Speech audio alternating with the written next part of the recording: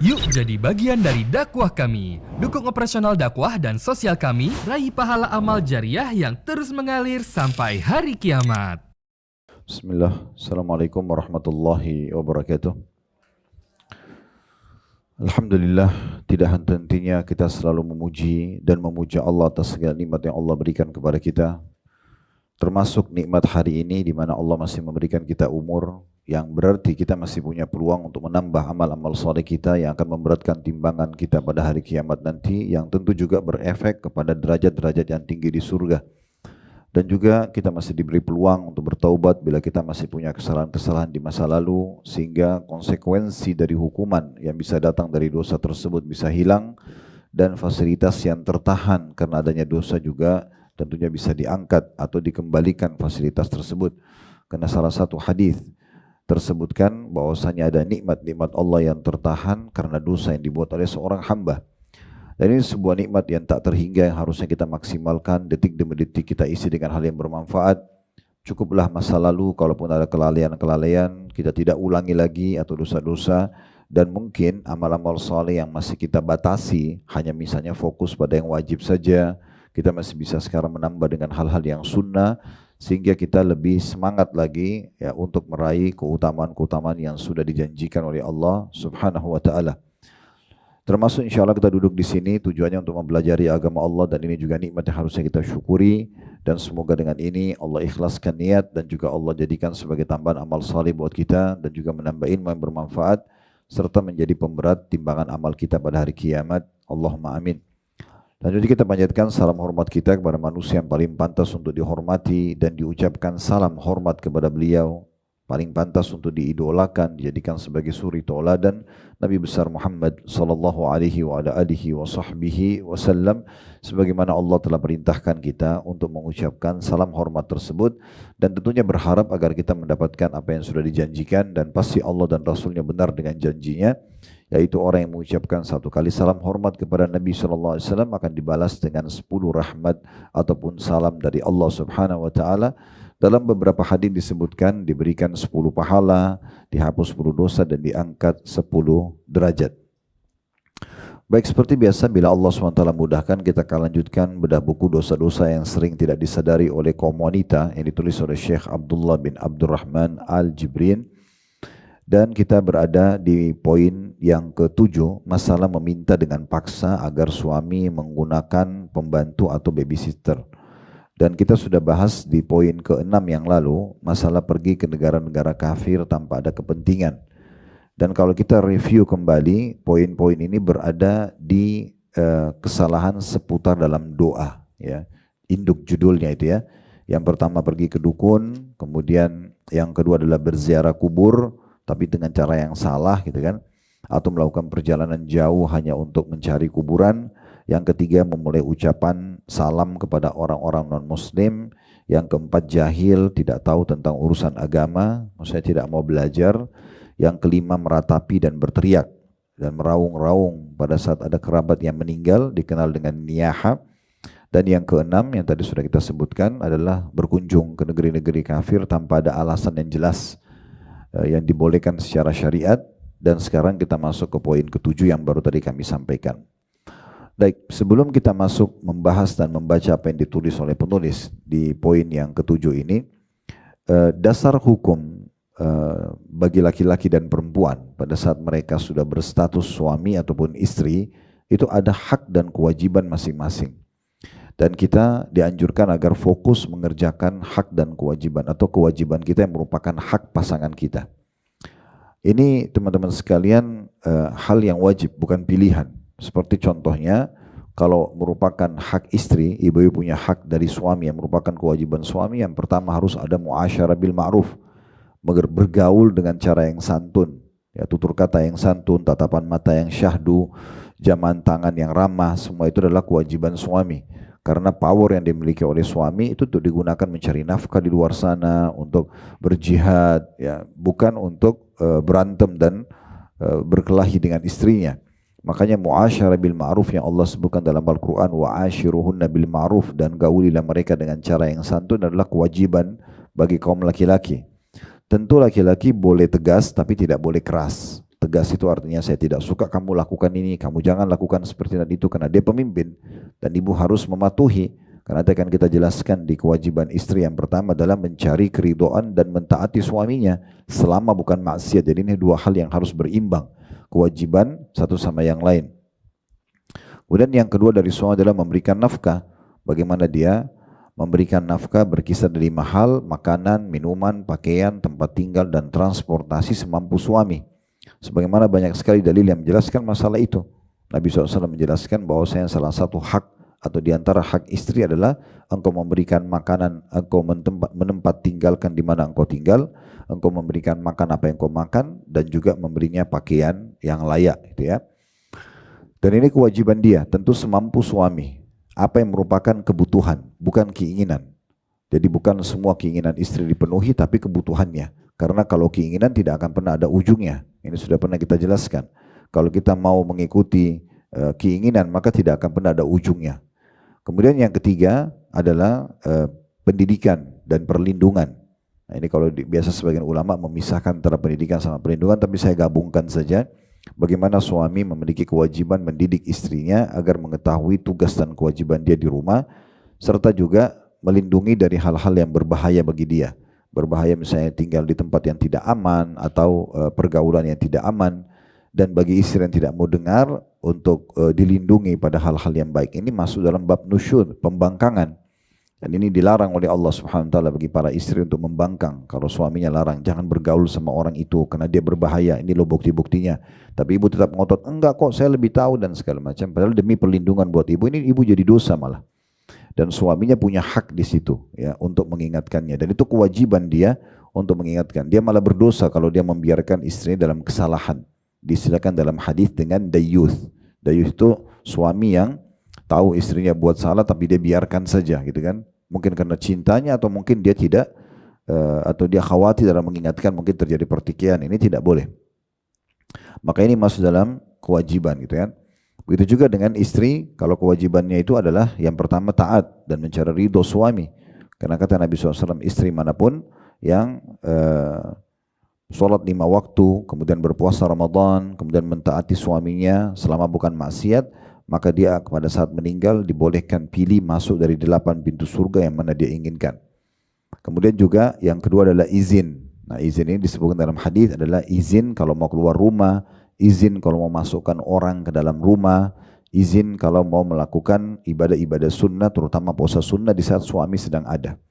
Kayak misalnya ibu biasa puasa Senin Kamis, suami kebetulan lagi libur, maka ibu harus izin, gitu kan? Misalnya biasa puasa Senin ya, kan besok ada di rumah, kira-kira saya boleh puasa nggak? Kalau diizinkan silahkan. Gitu. Kalau tidak diizinkan, ibu tidak boleh puasa dan itu lebih didahulukan ketaatan pada suami, gitu kan? Nah ini termasuk. Kemudian juga yang selanjutnya kewajiban istri adalah menjaga semua amanah harta, anak, ya. Jadi setiap jengkar rumah ibu yang disiapkan oleh suami itu tanggung jawab ibu hari kiamat. Begitu juga dengan anak-anak. Makanya kata Nabi SAW, kalian semua pemimpin akan minta pertanggungjawaban atas kepemimpinannya. Suami pemimpin atas istri dan anak-anaknya. Dan dia bertanggung jawab dan diminta pertanggungjawaban hari kiamat. Sementara seorang istri bertanggung jawab terhadap anak-anak dan harta suaminya. Dan juga akan diminta pertanggungjawaban di hari kiamat. Jadi ibu nggak boleh sengaja merusak rumah itu atau tidak merawatnya. Atau suami tanya, mana barang ini? Oh saya nggak tahu. Itu nggak bisa. Ibu harus tahu di mana tempatnya. Ibu harus bertanggung jawab. Karena semua itu akan ditanya oleh Allah Subhanahu wa taala. Itu kewajiban. Jadi nggak boleh membiarkan rumah berantakan, barang-barang hilang. Ya, ini sering terjadi keluh kesah dalam rumah tangga seperti itu ya. Karena setiap kali nanya barangnya, istrinya nggak tahu di mana. Bahkan diarahkan ke pembantu yang sebenarnya tidak ada hubungannya. Dia yang harus bertanggung jawab. Pembantu datang untuk diarahkan, bukan dia yang mengaturnya. Nah seperti itu kurang lebih gambarannya. Nah ini kewajiban-kewajiban masing-masing. Saya sebutkan tiga gitu ya. Ada kewajiban yang merupakan gabungan, yaitu kewajiban melayani kebutuhan biologis masing-masing. Suami harus memenuhi, istri juga harus memenuhi dengan tentu adab-adab dan tata keramanya. Jangan lupakan doa, tidak boleh menggauli istri di kemaluan pada saat haid dan nifas, tidak boleh menggauli di duburnya. Ya. Kemudian juga ada adab yang lain seperti misalnya kalau ingin mengulangi biologis dianjurkan untuk berwudu terlebih dahulu. Kemudian juga tidak menceritakan hubungan biologis tersebut kepada siapapun. Ya, walaupun kita sudah merasa puas dengan pasangan kita, maka cukup kita sendiri menikmati. Karena kata Nabi SAW, manusia yang paling buruk kedudukannya di sisi Allah Subhanahu Wa Taala pada hari kiamat adalah seorang laki-laki dan seorang perempuan yang sudah saling terbuka.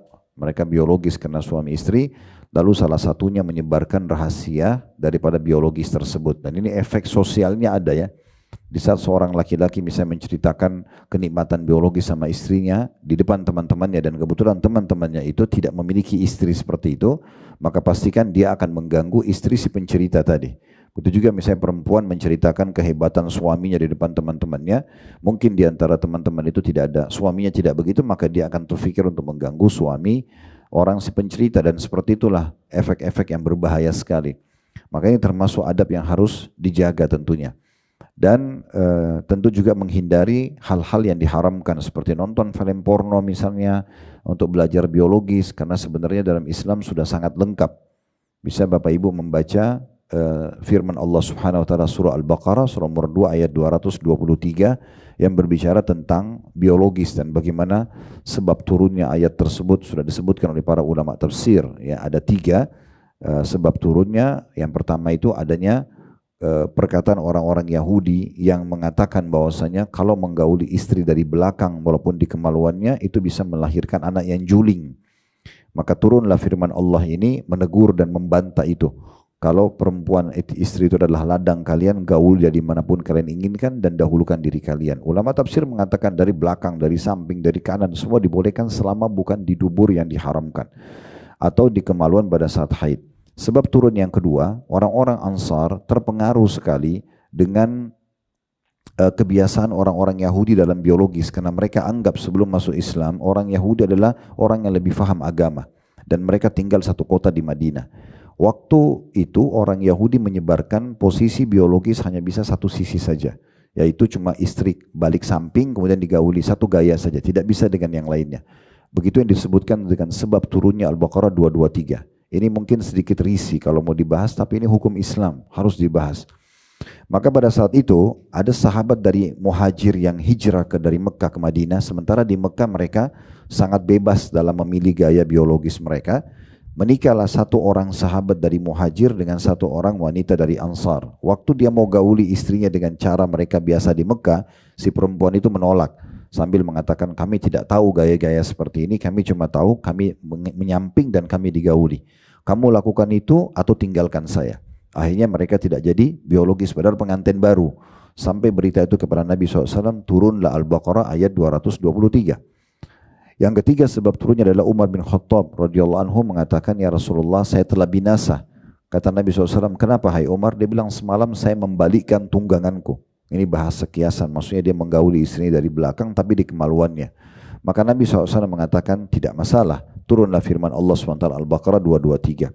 Jadi jangan sampai kita merusak biologis kita justru dengan nonton film-film yang tidak benar. Bagaimana bisa ibu ridho menonton film bersama suami sementara suami ibu melihat perempuan yang mungkin lebih sempurna daripada ibu, dan akhirnya biologisnya jadi rusak fitrahnya karena dia akan membayangkan yang ada di film itu. Sebaliknya juga begitu. Mungkin bagaimana seorang suami bisa membiarkan istrinya melihat laki-laki yang lebih kekar, lebih kuat dan segala macam yang memang didatangkan di film itu daripada dia, dan istrinya akan membayangkan laki-laki itu. Belum lagi dukungan terhadap uang yang dikeluarkan, dukungan terhadap zina, melihat aurat orang dan segala macam hal. Dan ulama sudah mengatakan biologis itu meletakkan kemaluan di kemaluan sama halnya tahunya kita masuk makanan di mulut kita. Jadi tidak butuh ilmu khusus dalam masalah itu, tapi bisa kita tetap mempelajari dari hadis-hadis Nabi Sallallahu Alaihi Wasallam. Nah, kita masuk ini di antara hak dan kewajiban. Berarti selain daripada ini tidak ada kewajiban. Kalau ada berarti tambahan saja. Nah, di antaranya yang disinggung oleh penulis di sini. Bolehkah seorang istri meminta pembantu rumah tangga ataupun babysitter dari suaminya? Hukumnya boleh, tapi jangan dianggap kewajiban. Kalau ibu bilang kalau kamu nggak bisa membantu kita cerai, atau kenapa kamu tidak siapin, marah, tidak mulai ini biologisnya, ibu malah berdosa. Karena itu bukan kewajiban suami. Istri yang memaksa suaminya menyiapkan pembantu rumah tangga atau babysitter, dan akhirnya dia mau berhentikan kewajiban dia misalnya melayani biologis atau mentaati suaminya tadi misalnya, dia berhentikan karena itu, dia malah berdosa. Tapi yang benar adalah ibu bisa tawarkan ke suami, menjelaskan kepada dia dengan santun dan baik, kalau sepertinya anak-anak sudah berapa orang, saya butuh, atau rumah cukup besar, bisa nggak dibantu begini dan begitu. Kalau dia bilang iya, ya sudah, dia bantukan. Kalau tidak, maka ibu tidak bisa paksakan itu. Nah, kita beranjak daripada riwayat sahih Asma binti Abi Bakar radhiyallahu anhuma. Asma binti Abi Bakar anaknya Abu Bakar, wanita sangat salihah.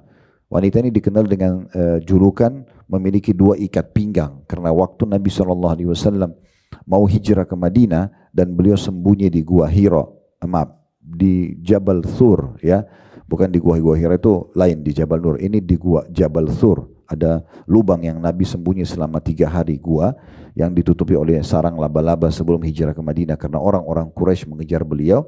Nah, yang membawakan makanan Asma ini radhiyallahu anha, wanita sangat solehah. Dia menikah juga dengan laki-laki soleh, namanya Zubair bin Awam. Zubair ini salah satu dari 10 sahabat dijamin masuk surga oleh Nabi SAW. Jadi suami istri ini sangat soleh. Apa kata Asma? Saya menikah dengan Zubair sementara Zubair tidak punya harta kecuali seekor unta dan seekor kuda. Itu saja. Jadi tidak ada tanah, tidak ada hamba sahaya, tidak ada apa-apa. Dan saya pun terus mengurus semua kebutuhan Zubair. Sampai dirincikan, saya lah yang menguruskan timbanya, memperbaiki kalau rusak, sampai menggantikan sepatu kaki kudanya. Dan saya pun memungut biji-biji kurma atau buah kurma dari kebun milik Zubair setelah Nabi hadiahkan kepadanya. Jadi sebelum waktu nikah tidak punya apa-apa, tapi Nabi hadiahkan sebuah kebun kurma. Setelah itu saya memikul di atas kepala saya.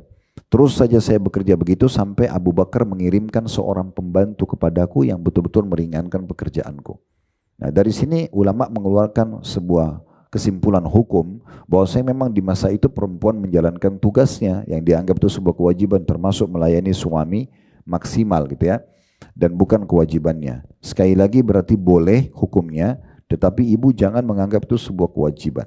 Ya, tentu di sini kita berharap suami yang bijak dia akan memberikan ya pembantu rumah tangga atau babysitter sesuai dengan kemampuan dia, tapi jangan juga dengan ini akhirnya ibu berlepas tangan.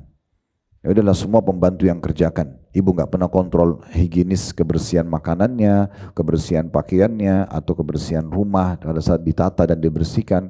Atau mungkin ibu terlalu, maaf tanda kutip, vulgar, membuat dia mengurus semua suami ibu. Ibu sibuk di luar rumah, yang siapin makan pembantunya, yang temani makan pembantunya, yang berikan siapin pakaian di dalam kamar pembantunya. Ini malah jadi haram nantinya. Karena mereka bisa berdua-duaan, ya mungkin suami tidak bermaksud, tapi ibu yang melahirkan poin itu, gitu kan? Dia tinggal telepon pembantunya tuh, bapak mau keluar siapin bajunya. Ini semua poin yang keliru gitu ya. Sehingga ada bahasan yang perlu dibahas berhubungan dengan masalah ini. Kalaupun ditolilir, dibolehkan, maka ibu tidak boleh meninggalkan tugasnya. Ibu yang mengaturnya. Rumah ditata seperti ini ya. Kadang-kadang ibu turun partisipasi. Dimasak seperti ini ya. Cara bersihin sayurnya begini, cara memotongnya seperti ini, supaya seperti yang kita harapkan dan higienis gitu ya. Bahkan kalau bisa, maaf, khusus pakaian-pakaian dalam suami, maka ibu yang ambil alih. Karena terlalu banyak sihir terjadi dalam rumah tangga. Ini pernah kita bahas di bab sihir ya. Itu salah satunya yang perlu disinggung di situ adalah berapa banyak orang yang menggunakan sihir dari pakaian-pakaian dalam ini.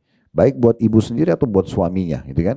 Baik di saat memang si asisten pembantu rumah tangga itu suka atau memang dia benci untuk membuat lawan jenisnya tertarik, atau dia membuat menyakitkan dengan sihir itu kalau misalnya dia sempat dikeluarkan atau yang sejenisnya, karena itu sangat sensitif. Jadi memang kita harus ada satu ranah atau satu zona di mana itu daerah haram, daerah mulia ya. Haram sini maksudnya daerah mulia ya. Daerah yang kita muliakan yang tidak semuanya orang bisa menjangkaunya. Tidak ada salahnya habis dicuci pakaian ibu yang menatah di lemari misalnya, gitu kan. Sehingga tidak semua harus asisten rumah tangga yang mengetahui luar dalamnya. Kadang-kadang mungkin ibu taruh perhiasan bisa hilang, hanya ibu nuduh orang. Misal, mungkin kekeliruan ini bisa terjadi dan segala macam hal yang bisa terjadi ya.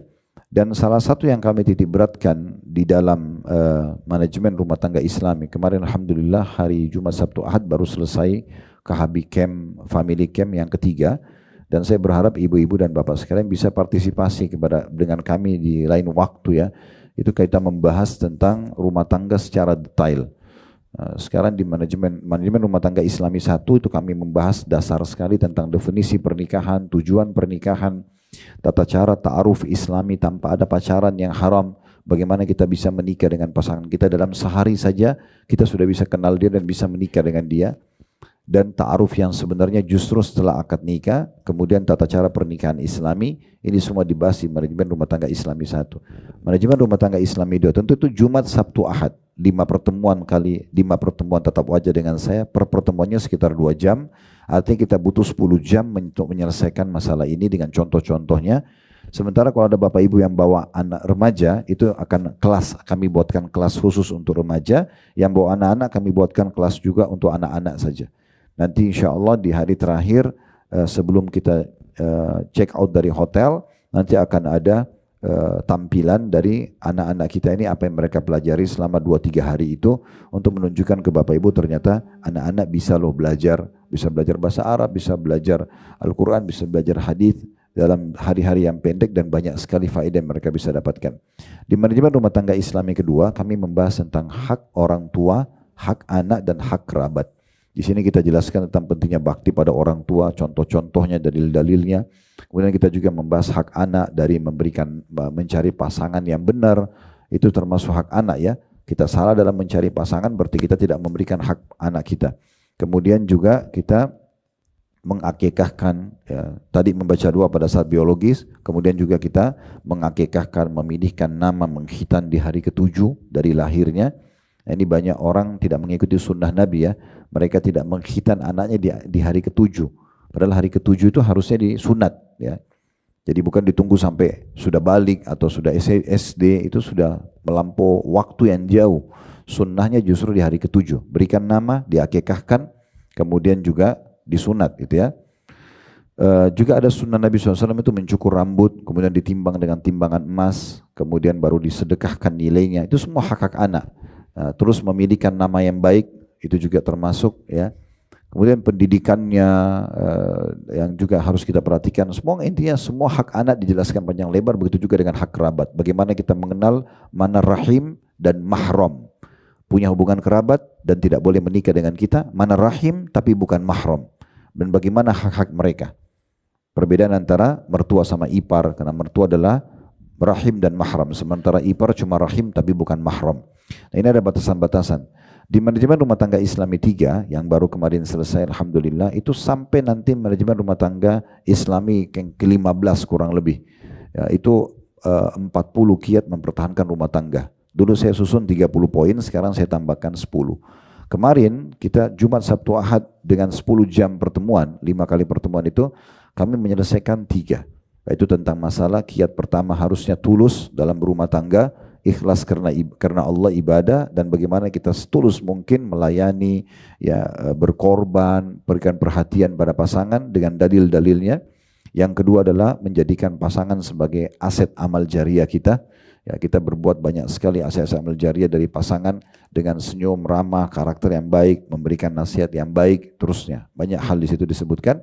Dan yang ketiga adalah hak dan kewajiban. Nah, hak dan kewajiban ini yang tadi baru saya kasih kesimpulannya, itu dirincikan panjang lebar.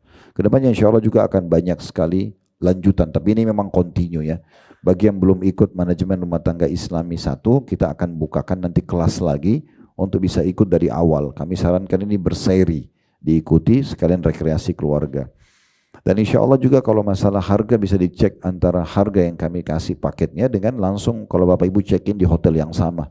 Itu akan ditemukan dengan full board 3 kali makan sehari dengan coffee breaknya, itu tidak akan jauh harganya, itu sama kurang lebih harganya gitu ya. Baik, kita kembali ke masalah ini, bahwasanya meminta, di sini kan dikatakan, perhatikan judulnya, meminta dengan paksa. Nah, yang mau dititik beratkan oleh penulis di situ, ibu nggak boleh maksa, ya. Kalau ibu bicara baik-baik boleh, tadi saya bilang.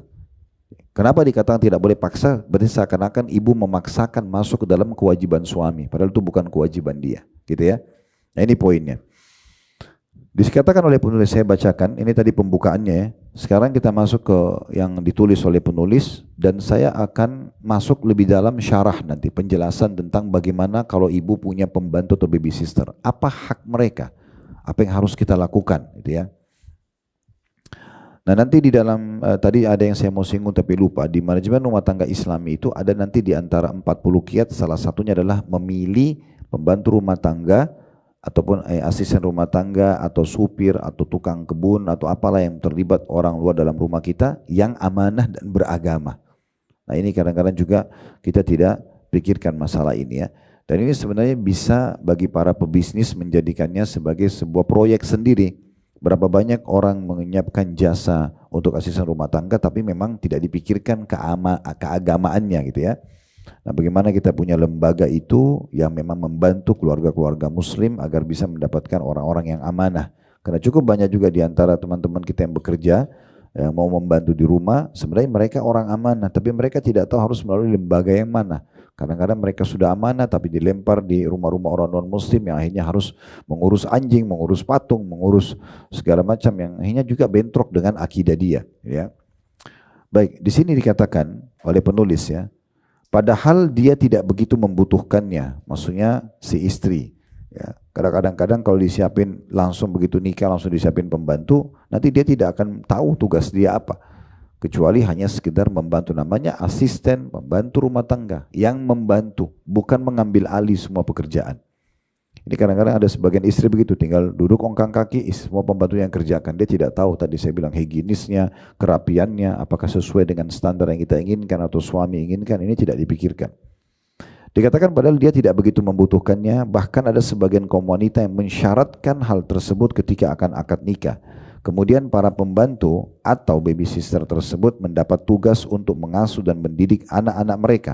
Padahal keberadaan pembantu bisa menimbulkan banyak kerusakan, seperti bisa berakibat buruk terhadap akidah dan moral anak-anak, dan hal itu tidak samar lagi bagi orang yang mau berpikir. Sekarang ibu kalau berharap untuk anaknya menjadi hafid Quran, sholat 5 waktu, ya, punya tutur kata yang baik atau karakter yang baik, terus ibu sendiri nggak terjun dalam mendidik itu, berharap pembantu yang mengurusnya, akan seperti apa?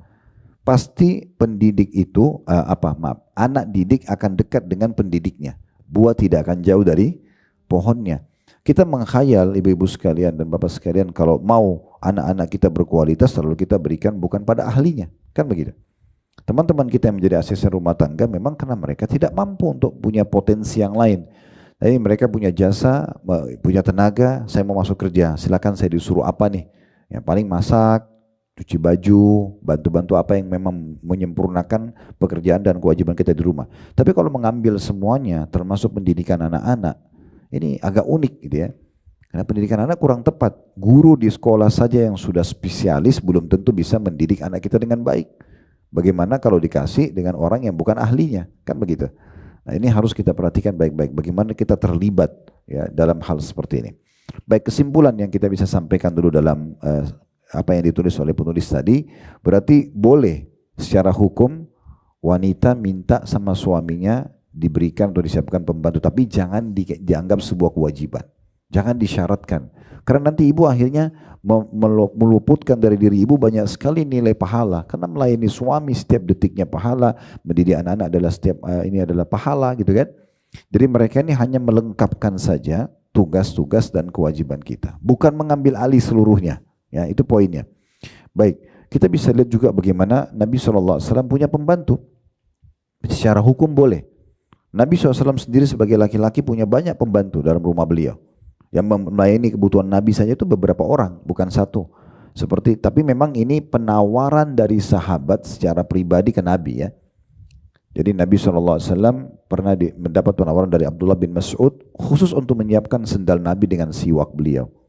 Ada satu orang namanya Kirkira. Kirkira ini menyiapkan pelanah-pelanah Nabi, pelanah kuda Nabi atau unta Nabi kalau Nabi mau keluar, terutama pergi berperang misalnya. Ya.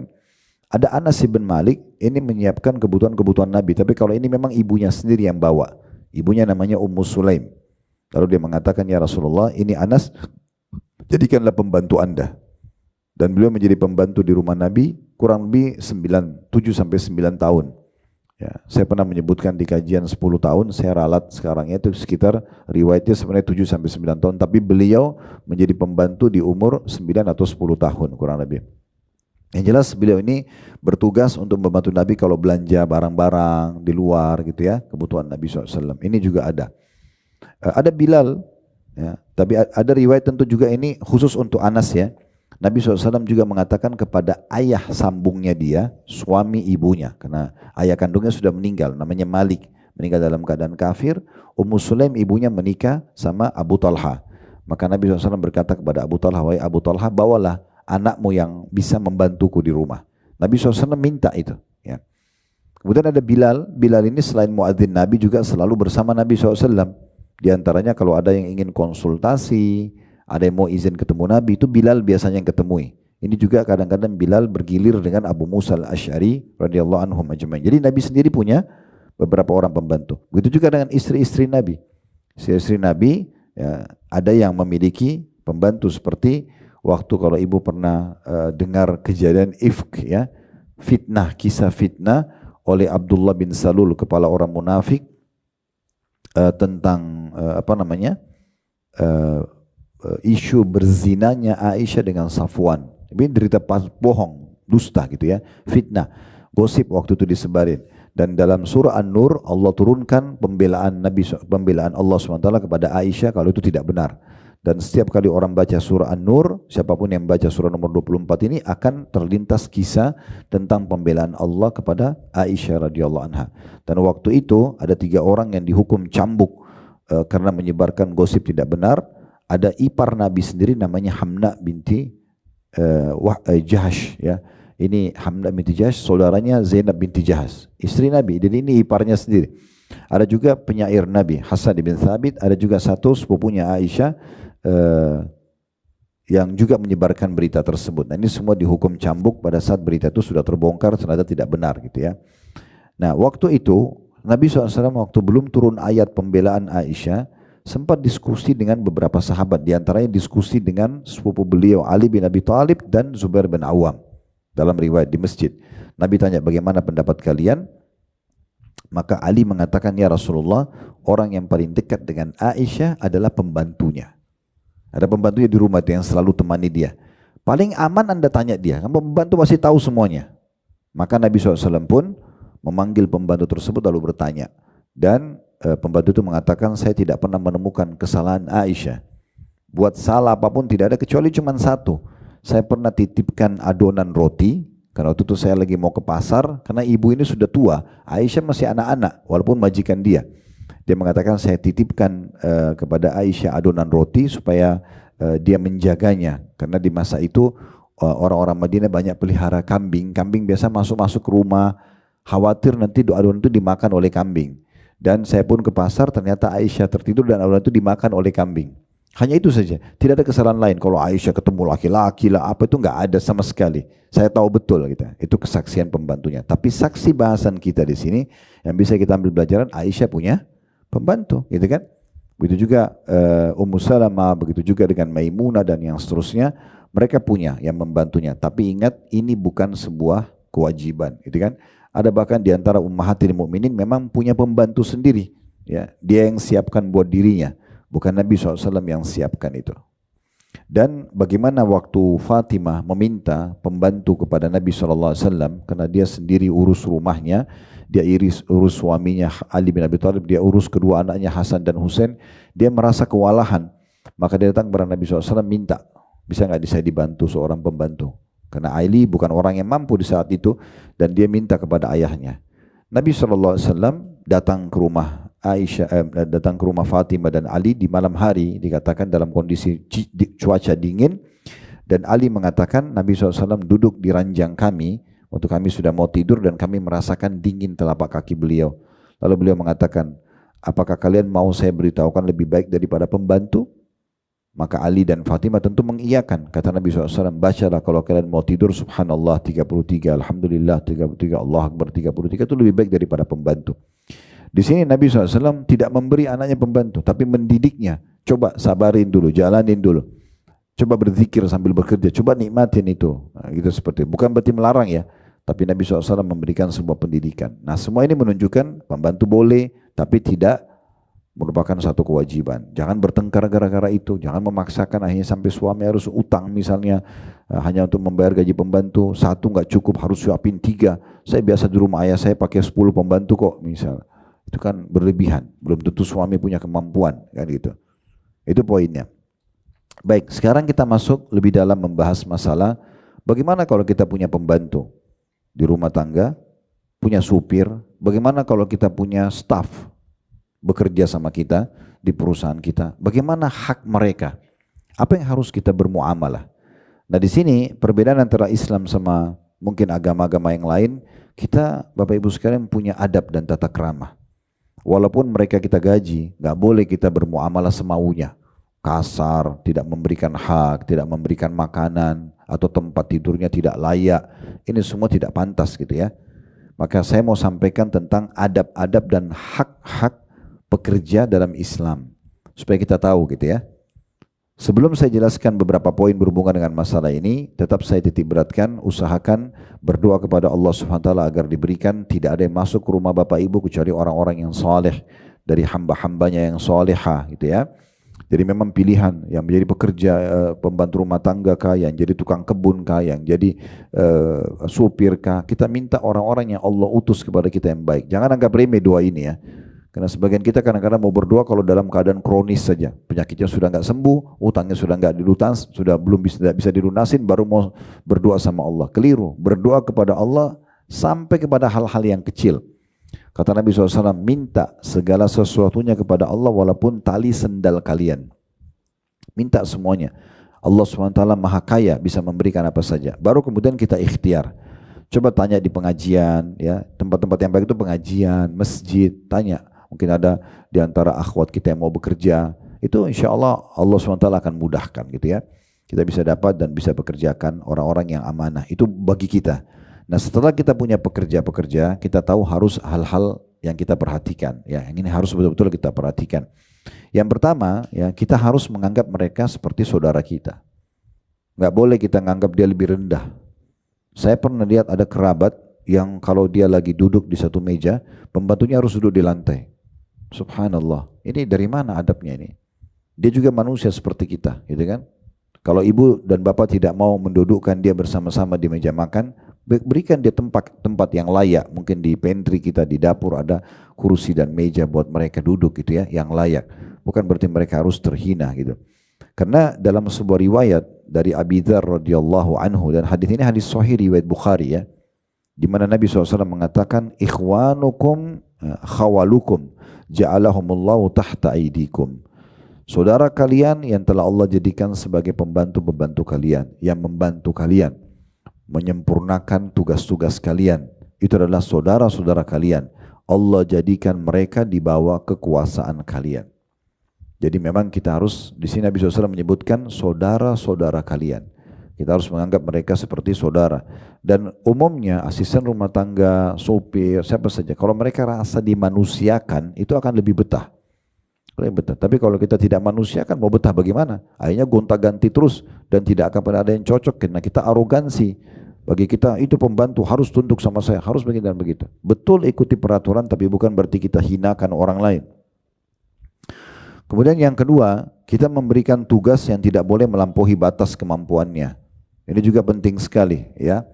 Seperti misalnya kita mengatakan, naudzubillah, mudah-mudahan tidak ada, tapi ada yang mengatakan misalnya, saya kan sudah bayar, terserah harus begadang lah. Ya, harus begini dan begitu. Padahal sebenarnya manusia juga biasa, normal. Normalnya manusia kerja itu 8 sampai 10 jam per hari.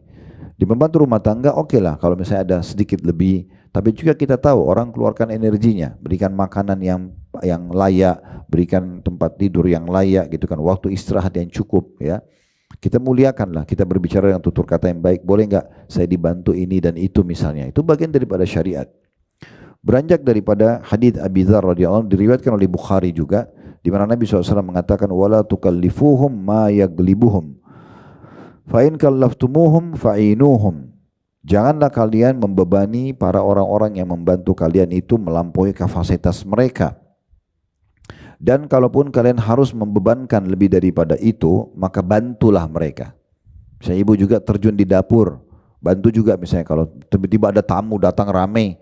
Nah itu misalnya sudah waktu tidur, kita kedatangan kerabat ada datang dari luar kota, kita bahasakan baik-baik, maaf ya ini ada kerabat datang, mereka nginap, menghormati tamu bagian daripada agama. Bisa nggak kita tambah? Biasanya kan kamu tidur jam 9 atau jam 10 malam. Mungkin ini karena takut mereka butuh apa-apa, kita standby sampai jam 11 gitu kan. Misalnya kita siapin apa-apa di kulkas atau di meja makan atau di ruang tamu, snack-snacknya atau apa yang buat tamu, dan kita tinggal bahasakan, kami mungkin mau istirahat, mohon maaf kalau butuh apa-apa, kulkas sudah kami siapin, ini sudah disiapin dan seterusnya gitu ya. Itu contoh-contohnya. Tapi kita berbicara dengan baik. Tidak boleh kita bilang, kamu kan sudah saya gaji, ada tamu kamu harus begitu dan begitu, dengan omongan kasar. Ini semua bertolak belakang dengan adab syar'i ya. Jadi harus betul-betul kita tidak boleh membebankan di atas kemampuannya. Jangan kita menganggap dia itu seperti robot yang bisa bekerja setiap saat ya. Orang kurang istirahat atau orang belum makan misalnya dan seterusnya. Yang ketiga ya, Nabi SAW mewajibkan untuk memberikan gaji sesuai dengan kesepakatan, bahkan sebelum kering keringat. Maksud di sini sebelum kering keringatnya itu di waktu yang kita sepakati. Misal di awal datang ibu sudah punya akad dan bapak sekalian, gaji saya kasih setiap akhir bulan ya, tanggal 27, tanggal 28. Harus on time, nggak boleh tidak.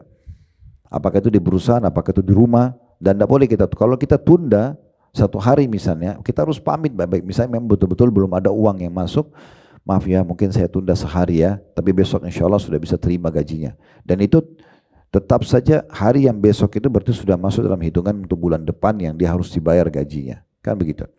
Dan jangan pernah pelit teman-teman sekalian. Ini poin yang perlu saya garis bawahi. Salah satu yang dianjurkan dalam agama Islam adalah dermawan. Dermawan, royal. Ingat, royalitas akan mendatangkan loyalitas. Sebaliknya, tidak ada loyal tanpa royal. Dah selesai. Orang mimpi, orang pelit tapi dia mau orang lain baik sama dia. Itu nggak ada tuh. Jadi kalau mau loyal harus royal. Berikan makanan, berikan pakaian, murah senyum, semua itu akan mendatangkan loyalitas, kan gitu. Tapi kalau kita cemberut, kita pelit, ya, apalagi kadang-kadang ada orang beli makanan, maka dia beli misalnya buah kelas nomor 1 buat dia, kelas nomor 2 buat pembantunya. Kenapa nggak disamain? Itu sedekah. Porsi mereka kita sudah kasih. Saya kadang-kadang kalau beli di rumah, saya selalu ingatkan istri rumah. Begitu kita beli, sudah ditaruh di meja, awal dibuka saya sudah bilang, berikan. Sekarang berikan dulu kepada teman-teman kita yang bantu di rumah ini. Kasih mereka porsi. Sudah selesai baru kita kasih buat kita. Jadi orang-orang kita di rumah tahu, oh kami selalu nikmatin kok sama dengan orang yang punya rumah. Mereka nggak perlu ambil makanan curi di kulkas, mereka tidak perlu diam-diam, karena kita sudah kasih yang sama. Dan mereka tahu, kita bagi pun itu porsi mereka. 1 orang kita kasih per 1 orang, 2 orang kita kasih 2 orang, 3 orang kita kasih 3 orang.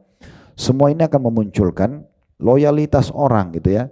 Dan kita menghayal kalau memuncul loyalitas tanpa royalitas, nggak mungkin itu, mustahil. Rumah tangga tidak akan langgeng tanpa royalitas, karena akan muncul loyal. Cinta suami istri muncul karena royal. Suami istri saling royal, saling memuji pasangannya, saling mendahulukan pasangannya, saling berkorban, pasti muncul loyalitas otomatis karena royalnya. Atasan sama bawahan, pemimpin negara sama masyarakatnya, begitu seterusnya. Persahabatan akan langgeng dengan royal. Loyal akan muncul, kan gitu. Kalau kita selalu mau kita yang ditraktir, teman kita nggak ditraktir, lama-lama orang bosan, orang tinggalkan gitu kan. Nah seperti itulah. Ini poin juga perlu digarisbawahi. Maka di sini kita harus memberikan gaji mereka tepat waktu.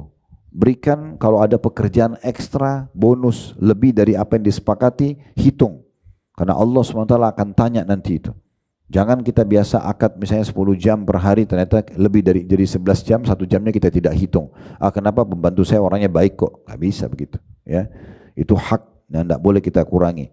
Dalam hadits Ibnu Majah, kata Nabi SAW, "U'tul ajiral ajrahu qabla an yajiffa araquhu." Berikanlah upah pegawai sebelum keringat mereka kering. Itu harus kita berikan sebelum keringat mereka kering. Ini luar biasa ini. Ya, tanggapan ulama berhubungan dengan hadis ini sangat dalam sekali. Karena memang Nabi SAW menyinggung juga dalam banyak hadis yang lain teguran bagi orang yang sengaja dia punya kemampuan. Mau kasih gaji 2 juta, 3 juta, 4 juta per bulan itu seperti berat sekali. Padahal sebenarnya bagi dia ringan. Ada uangnya, bukan tidak ada. Dan dia sudah pakai jasa orang. Apalagi dipakai jasa dulu baru dibayar akhir bulan. Itu luar biasa itu. Harusnya kan kita tahu diri di situ ya. Ini hadis qudsi. Bukan Nabi yang mengatakan menjadi musuhnya hari kiamat, tapi Nabi bersabda, Allah berfirman. Allah yang mengatakan, aku akan menjadi musuh bagi 3 orang. Jadi bukan lagi Rasulullah, tapi Allah di sini ya. Allah mengatakan, aku akan jadi musuh untuk 3 orang ini. Yang pertama adalah seseorang yang berjanji menyebut namaku, mengatakan, iya insya Allah atau demi Allah, saya akan kasih, saya akan datang, saya akan berbagi, namun dia melanggar janjinya. Ini musuh pertamanya Allah hari kiamat. Kalau sudah musuhnya Allah ya sudah di neraka deh, gitu kan. Kemudian yang kedua, warajulun ba'a hurran fa'akala thamanah. Seseorang yang menjual orang yang bebas hidupnya, bukan budak, lalu dia ambil nilainya. Begini maksudnya Bu dan Bapak sekalian. Di masa sekarang alhamdulillah sudah tidak ada. Allah sudah selamatkan kita dari perbudakan. Di masa dulu tidak ada keamanan kayak kita sekarang. Mungkin ibu dulu kalau masih tahun seribuan, 1700, 1500 mungkin, kalau kita masih kerajaan di setiap kota Indonesia mungkin ada raja-raja. Kita kalau jalan dari satu wilayah ke wilayah lain kita bisa terancam kan. Kalau sekarang dengan satu presiden, semua di mana-mana kantor polisi, semua ada kamera bisa menangkap, kita kan aman ya. Kalau masa dulu orang tidak begitu. Orang jalan naik kuda bisa dirampok tengah jalan. Dan uniknya kalau dirampok kita jadi budaknya dia. Langsung dibawa di pasar bisa dijual. Begitu kehidupan dulu-dulu itu. Makanya ada pasar budak. Nah kalau ada orang sengaja menangkap orang bebas.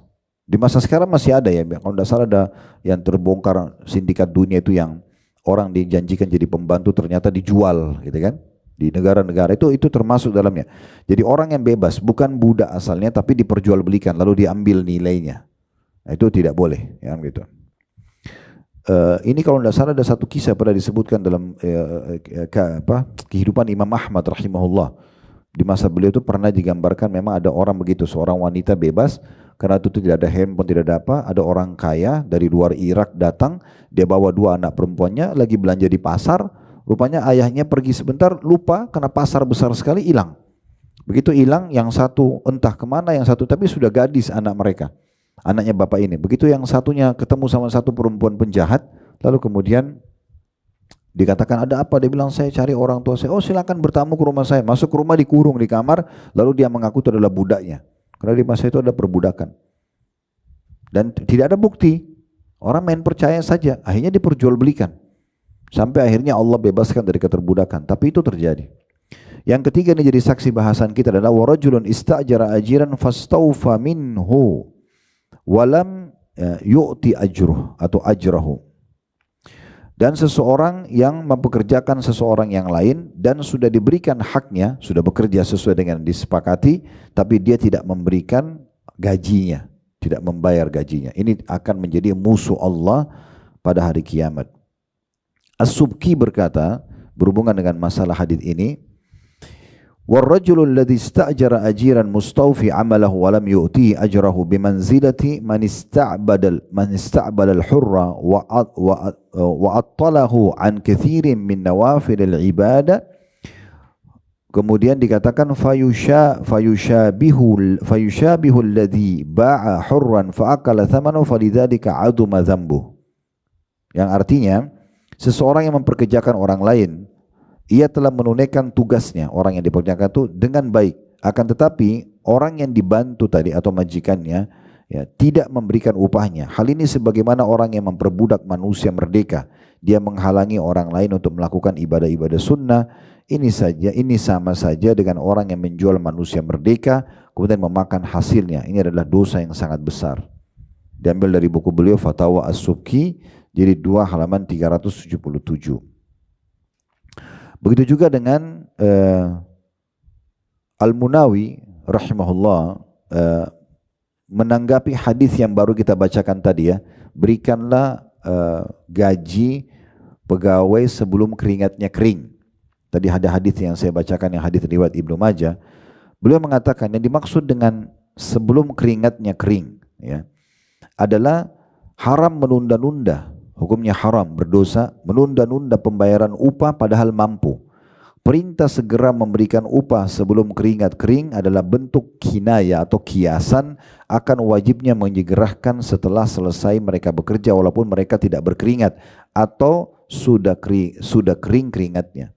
Jadi bahasa keringat ini bukan berarti ya dia harus keringatan, tapi yang dimaksud adalah bagaimana dia sudah bekerja, dan pada saat dia bekerja, walaupun mungkin sedikit aja keringatnya karena ruangan ber-AC, tapi di sini yang dimaksud adalah upaya, jerih payahnya dia sudah dilakukan. Orang mengambilkan ibu air saja, orang mencucikan baju saja, merapikan ranjang saja, ya, menyapu rumah itu sudah jasa yang luar biasa yang harusnya bisa dinilai. Ya. Kemudian juga bagi orang yang punya kemampuan tapi sengaja tidak mau membayar, itu masuk juga dalam sabda Nabi SAW, matlul ghani zulm, menunda pembayaran atau penunaian kewajiban bagi orang yang mampu adalah kezaliman. Hadits ini sering dipakai oleh para ulama untuk membahas orang yang menunda-nunda pembayaran utang sementara dia mampu, ya. Tapi di sini sebagian ulama masukkan juga dalam masalah seseorang yang mempekerjakan orang lain, dia punya kemampuan tapi sengaja menunda. Ya, masuk dalamnya, maaf Bapak Ibu sekalian, kalau Anda sudah menjanjikan bonus di perusahaan, misalnya nanti kalau omset kita mencapai sekian, saya akan bagi bonus sekian ya, misal. Terus kemudian si pemilik perusahaan ini curang, dia bicara sama akuntingnya atau finance-nya, nanti jangan bilang ya sama pegawai kalau kita lagi untung, lalu dia meeting sama pegawai lalu mengatakan, tahun ini omset kita tidak mencapai target. Padahal mencapai target, tujuannya supaya tidak mencairkan bonus. Ini jadi haram. Kalau dia pakai buat dirinya jadi haram, ini seperti pakai uangnya orang. Dia sudah menjanjikan, kenapa nggak diberikan? Sementara itu masuk dalam kategori sedekah dan itu baik, akan mendatangkan balasan dari Allah Subhanahu wa ta'ala. Di dalam hadis yang lain riwayat Abu Daud, ya, di mana Nabi SAW mengatakan, layyul wajidi yuhillu irdahu wa uqubatahu. Orang yang menunda kewajiban halal kehormatan dan pantas mendapatkan hukuman. Ya, jadi kalau ada orang sengaja seperti ini, wajar untuk dilaporin, ya, kepada pemerintah, ya, dan atau dilaporin kepada siapa saja yang kira-kira memang bisa kita sampaikan, ya. Karena memang hal ini perlu untuk, ya, dilaporkan. Karena kalau tidak kezaliman dia terus akan merata. Itu yang ketiga, ya. Yang keempat yang harus diperhatikan juga yang merupakan hak-hak, ya, orang yang bekerja di bawah naungan kita, yaitu memberi peringatan atau dalam syariat diberikan peringatan pada majikan yang menzalimi pembantunya atau pegawainya, ya. Dan tadi sudah kita sebutkan hadisnya, yaitu orang yang menjadi musuh Allah hari kiamat adalah orang yang sengaja mempekerjakan orang, kemudian sudah menikmati tenaganya, tapi dia tidak, ya, membayar utangnya atau membayar haknya. Yang kelima, dianjurkan agar memberikan makanan dan pakaian yang layak. Ya, dalam sebuah hadis yang sahih kata Nabi SAW, apabila seseorang di antara kalian dibawakan makanan oleh pelayannya, maka seharusnya dia mengajaknya makan bersama-sama, atau kalau tidak, dia menyisipkan dari makanan itu untuknya, karena dia sudah melayani dan juga mencium baunya. Nah, ini termasuk bagian daripada adab yang harus dijaga, gitu ya. Makanya tadi saya bilang yang paling pantas itu ibu, bapak terutama ibu-ibu karena banyak interaksi sama asisten rumah tangga, jangan kita, ya, memberikan makanan sisa, ya, sisa baru kita kasih. Nah, dari awal makanan itu sudah dimasak, berikan porsi buat dia. Jadi dia merasa layak. Bahkan itu memunculkan loyalitas luar biasa. Kalau depan mata asisten rumah tangga, ibu sebelum sentuh makanan ibu kasih dia duluan. Itu kan memuliakan orang sekali, itu ya. Makanya umumnya mereka bisa betah karena memang muamalah dia rasa kayak rumahnya sendiri, dia rasa dimuliakan, gitu ya. Dan saya yakin pastilah senyum mendatangkan senyum, kan itu. Keramahan mendatangkan keramahan, itu umum. Kecuali orang tidak normal, kita senyum lalu dia marah, itu tidak normal. Tapi umumnya orang kalau kita senyum, maksudnya apa? Kebaikan dibalas sama kebaikan. Kalau kita sengaja suka mukul orang, balasannya pukulan, kan gitu. Anak kecil saja, ini pernah saya bahas dalam masalah pendidikan anak. Kenapa biasa ada anak kecil suka gigit orang? Karena orang tuanya suka gigit dia. Akhirnya walaupun kita rasa gemes, bagi dia tuh kasih sayang. Kan balasan gigit-gigit juga. Itu sudah umum, kan gitu. Itu sudah umum. Itu yang kelima, ya. Jadi berbagi makanan, kalaupun dia sudah melayani, memberikan kepada kita, kita bagi sama mereka. Ingat, yang paling bagus justru sebelum kita menyentuhnya. Itu lebih baik. Yang keenam, Bapak Ibu sekalian, adalah agar meringankan beban juga, ya. Meringankan beban di sini, kalau tadi ada kita sempat sebutkan itu, kalau dia bekerja ditambahkan kerjaan ekstra kita ikut membantu, ya. Kalau ini meringankan beban. Meringankan beban di sini maksudnya, kalau misalnya masih ada pekerjaan yang bisa ditolilir, tidak dikerjakan dalam satu waktu itu lebih baik. Ibu kasih kesempatan dulu, kalau ibu instruksi sesuatu nih, tolong ambilan saya makanan dan minuman misalnya. Lalu dia melakukannya. Jangan ibu sekaligus ya, habis itu ambilin pakaian buat saya, habis itu kerjaan ini. Biarkan orang selesaikan dulu pekerjaannya. Itu bagian daripada adab syar'i, ya. Dan itu disebutkan dalam hadis Ibnu Hibban dari hadis Amr bin Huwairith radhiyallahu anhu bahwasanya Nabi SAW bersabda, "Ma khaffafta an khadimika min amali kana laka ajran fi mawazinik." Jadi Nabi SAW bilang kepada Amr, "Hai Amr, apapun keringanan yang kau berikan pada stafmu, pada pembantumu, pada orang yang membantumu, maka itu akan menjadi tambahan pahala untukmu di timbangan amal hari kiamat." Jadi selama misalnya masih bisa, udah nggak apa-apa kamu istirahat aja, besok aja dikerjain. Kita kayak ringankan, sebenarnya bisa dikerjakan pada saat itu jadi pahala buat kita di timbangan amal hari kiamat. Nah ini adab yang harus diperhatikan dan ini hadis yang sahih. Yang ketujuh, pentingnya keterlibatan ya, majikan dengan bawahannya. Ya. Memang tidak semua pekerjaan, tapi kalau bisa, saya pernah terima contoh kasus gini. Ada sebagian keluarga kami, selalu saja asisten rumah tangganya berhenti. Kenapa? Waktu saya duduk masuk memecahkan masalah itu, karena nggak sesuai dengan yang saya inginkan. Saya balik tanya, sudah diajarin belum? Sesuai yang kita inginkan? Belum. Gimana caranya? Gimana caranya kita mau dia tata nasi seperti yang kita inginkan, dia masak lauk seperti yang kita inginkan tanpa kita didik? Ibu turun tangan dulu, ajarin, ini loh ya kadar garamnya begini. Dan dalam mendidik mereka, tidak ada orang namanya ekspres. Ini ya, kamu harus tahu nih, lihat satu kali, ya buka mata kamu baik-baik. Itu nggak bisa begitu, karena ada orang yang bisa tangkap satu kali penyampaian, ada orang yang tidak. Ya, saya kadang-kadang di pengajian saya harus ulangin lagi, kita review dulu ya pelajaran yang kemarin, mungkin kena lupa. Itu manusiawi sekali. Ibu coba praktikin ya. Ini ya, saya sudah buat begini. Coba kamu praktikin sekarang, bisa nggak? Besok diingatkan, masih ingat nggak yang kemarin? Atau kita kasih buku resepnya. Nggak apa-apa, sekali-kali mungkin pada saat di awal dia belajar sedikit keasinan. Itu normal sekali. Jangan langsung dimarahin, gitu kan?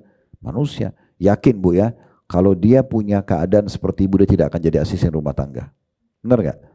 Jadi nggak boleh kita anggap remeh orang lain. Justru Allah datangkan dia untuk membantu kita. Ini adab benar dalam syar'i luar biasa. Mungkin selain Islam tidak ada mengajarkan seperti ini ya.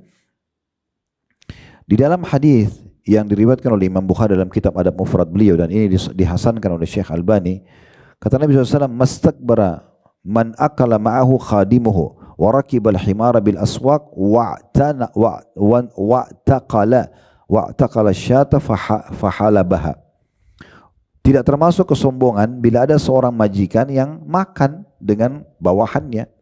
Sesekali ibu makan sama dia, ngobrol, tanyain orang tuanya, tanyain keadaannya. Mungkin kalau ibu tahu keluarganya jauh lebih baik, ya keadaan dia, mungkin dia ceritakan, ada sesuatu yang dia bisa ceritakan. Tapi sambil makan bersama itu ada memanusiakan orang. Kata Nabi SAW, tidak masuk dalam kesombongan, kan sombong dosa besar. Tidak masuk dalam kesombongan adalah seseorang yang duduk makan bersama bawahannya. Dia juga mau sesekali pergi ke pasar, belanja, kata Nabi SAW, dan juga mengikat dan memerah susu. Jadi di masa dulu orang biasa punya kambing di rumah. Di masa Nabi SAW, di masa dulu itu mereka seringkali kambing itu diperah susunya, diminum harian. Ya. Jadi kadang-kadang pembantunya yang perah susunya dibawa, dihidangkan, mereka minum, ya, fresh seperti itu. Di beberapa negara masih ada orang yang lakukan itu tentunya. Nah, kata Nabi SAW, tidak masalah kesombongan, sesekali majikannya juga yang perah sendiri. Saya di sini kalau kita mungkin sekarang masuk ke dapur, masak juga, sesekali tuang minuman sendiri, ya seperti itulah ya. Sehingga kita jauh dari sifat kesombongan. Ingat ya, dosa yang pertama dimaksiati Allah adalah kesombongan. Itulah iblis, disuruh sujud sama Adam gak mau. Dan ini dosa yang Allah sangat benci. Kesombongan itu Allah sangat benci. Makanya kata Nabi SAW, tidak akan masuk surga orang yang dalam hatinya ada seperti biji sawi dari kesombongan. Nah, bermula dari hal-hal yang seperti ini. Kemudian juga yang kedelapan adalah ya, Islam melarang untuk memukul. Ya, nggak boleh mukul pembantu. Kalau mungkin suami juga memukul istrinya, kecuali ada adab-adab syariat. Tapi masalah pembantu ini Jadi bukan berarti karena kerja sama kita main sembarangan dipukul. Kita banyak dengar kasus gitu ya. Orang main pukul pembantunya, ya karena pembantu itu butuh kerja, akhirnya terpaksa walaupun dia sebenarnya dihina-hina. Nah semuanya tidak boleh. Tidak boleh mukul, tidak boleh menghina. Dan tidak boleh melakukan hal-hal yang seperti inilah. Melanggar adab gitu ya. Disebutkan dalam sebuah riwayat, pernah Abdullah bin Mas'ud radhiyallahu anhu, bukan Abdullah bin Mas'ud, Abu Mas'ud Al-Ansari. Abu Mas'ud Al-Ansari, dia pernah marah sama satu orang budaknya dia. Betul itu budak memang ya, karena di masa itu perbudakan. Tapi kita bisa tarik benang merah hukumnya. Dia karena marah melanggar satu instruksi dia marah lalu dia sambil mukul budaknya, dipukulin sama dia. Kebetulan Nabi SAW lewat di belakang dia. Kemudian Nabi SAW ya pada saat itu berkata, ya, "I'lam Aba Mas'ud lillahi aqdaru alaika minka alaihi." Ketahuilah wahai Abu Mas'ud, Allah lebih kuasa untuk menghukummu seperti itu daripada kemampuanmu menghukumnya. Maka Abu Mas'ud dikatakan dalam ini kaget karena dengar suara Nabi. Begitu dia balik Nabi, di detik itu juga dia mengatakan, kau saya bebaskan karena Allah. Karena kan budak itu bisa dibebasin. Kata Nabi SAW setelah dibebaskan, ama lau lam taf'al lalafahatkal nar. Kalau kau tidak buat ini Abu Mas'ud, kau akan dibakar di api neraka. Maksudnya apa hak memukul orang? Tapi untuk menebus itu dia pun akhirnya membebaskan. Hadis ini diriwayatkan oleh Imam Muslim. Dan dalam riwayat yang lain diceritakan bagaimana Aisyah berkata radhiyallahu anha, ma daraba Rasulullah SAW syai'an qattun biyadihi. Nabi SAW tidak pernah pukul apapun dengan tangan beliau. Walam ra'atun wala khadimah. Tidak pernah pukul wanita, tidak pernah pukul pembantu.